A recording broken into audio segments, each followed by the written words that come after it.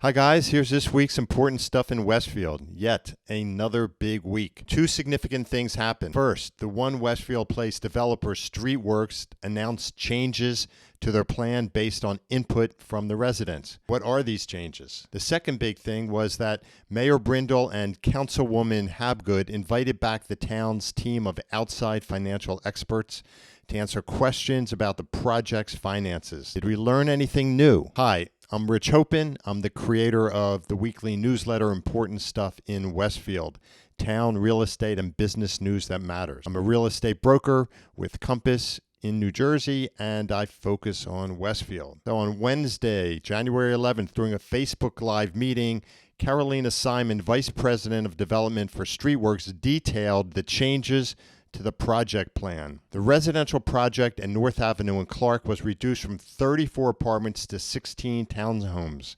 This is an elimination of 18 units and lowered the height of the building by about 5 feet. And density and building height were the two big issues that the neighborhood residents were concerned about. Another significant revision is that a traffic signal will be added to North Avenue and Clark. Now, if you've crossed North Avenue at that location, you know it can feel awful treacherous. So this is clearly a welcome addition to the plan. Two other changes in the area is the building will have a dog run that will be open to the public, and there will be a public garden. The office building on the south side, the South Avenue office building, the top floor will be eliminated from both buildings, and this is going to reduce the building height from 75 feet to 65 feet. The rentable square footage will remain the same at 210,000 square feet, and this was accomplished by reconfiguring the floor plates. Other changes to the south side include 16 on-street parking spaces on South Avenue, and that's for retail, and upgrading the pedestrian crosswalk at Boulevard and South. Streetworks will install adaptive traffic signals at key intersections. These are smart signals that detect the number of vehicles on the street and adjust the signals to maximize traffic flow. Pedestrian safety will be increased by reconfiguring busy corners to reduce the distance to cross the streets. And Streetworks will propose to NJ Transit a pedestrian bridge adjacent to the railroad tracks at the South Avenue Circle. Sounds kind of cool. The second half of the meeting was about the project financials. Mayor Brindle and Town Councilwoman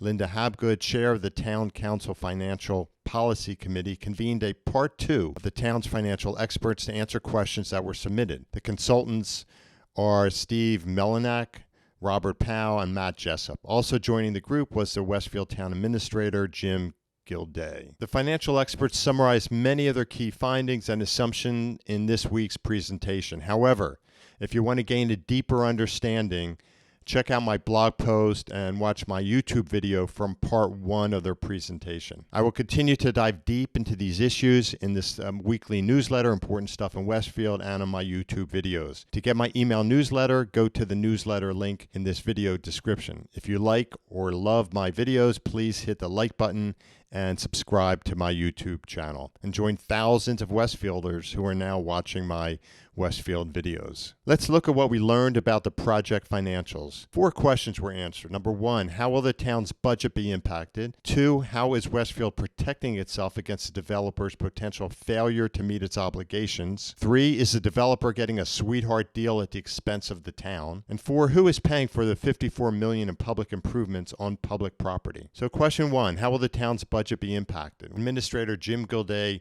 discussed this impact, but he first commented on the pilot revenues, and pilot is payment in lieu of taxes. So what he said about that was the pilot will stabilize property taxes, shift some of the tax burden from residents to commercial property owners, improve municipal services, and fund major public improvements that the town would not be able to afford otherwise. And finally, it will likely improve all property values in town. Gildea said that the project's impact on the town budget will be about $378,000. This is less than 1% of Westfield's 2022 operating budget, which was $49.2 million. So the $378,000 will be, quote, easily absorbed by the anticipated infusion of net pilot revenues, end quote. Okay, the next issue is how is Westfield protecting itself against the developer's potential failure to meet its obligations? Answering these questions was Steve Melinak, a partner at Greenbaum Law, and he explained that Streetworks is not permitted to sell, lease, or otherwise transfer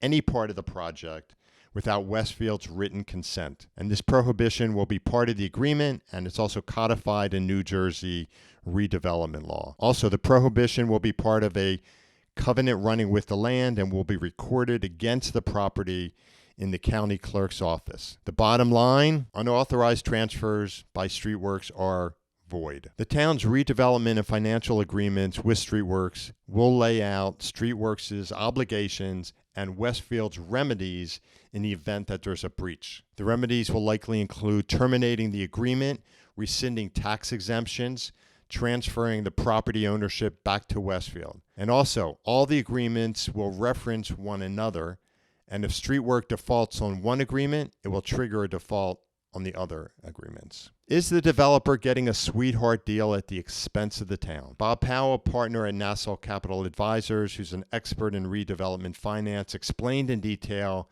why this is a reasonable deal for the developer and certainly not a sweetheart deal. He began by stating that the Streetworks $375 million investment in the project includes $150 million in equity, and that's funds directly from Streetworks, and $225 million in loans. And Powell analyzed these deal terms. He first examined Streetworks' financial viability by looking at their financial statements and the parent company, HBC. He then looked at development costs, projected rental income, and operating costs, and funding sources. He said, quote, "I have reviewed them carefully with my associate, and my conclusion is that this team does have the financial strength, capability, and experience to undertake this project," end quote. Keep in mind the developer's costs include a long list of requirements for the town that are beyond what zoning rules would require. For example, this includes 36 affordable housing units, design criteria from the Westfield planning team, such as design landscaping on the developer's property, and energy efficiency standards. Powell examined all the project finances from the developer's perspective, and he looked at it under two scenarios. The first scenario is the developer does this work and they pay full taxes. The second scenario is the developer does the work, but their payment is under the pilot. Powell concluded that if there is no pilot and Streetworks had to pay full taxes, quote, "the internal rate of return over 10 years would be in the 7% range. This amount is below the levels accepted in the capital markets for an investor given the risks. It is not least inflation, economic slowdown, supply issues, all risks," end quote. With a pilot agreement, the project will generate a return on equity in the 10% range. And Powell said this is sufficient to justify this equity investment. So who is paying for the $54 million in public improvements on public property? Matt Jessup, a bond attorney, spoke to this issue, and he said that the developer will be paying for this. He said that the $54.2 million of public improvements will be paid by the developer with revenues from the One Westfield project. So that's it for this week's important stuff in Westfield. To subscribe to my newsletter, hit the newsletter link in the description. To subscribe to my YouTube channel, hit the subscribe button. If there's anyone you know who would enjoy seeing this video or the newsletter, please share this video with them. And if you have any questions about real estate in Westfield or anywhere, reach out to me. I'm your guy. Anyway, I'll see you next time.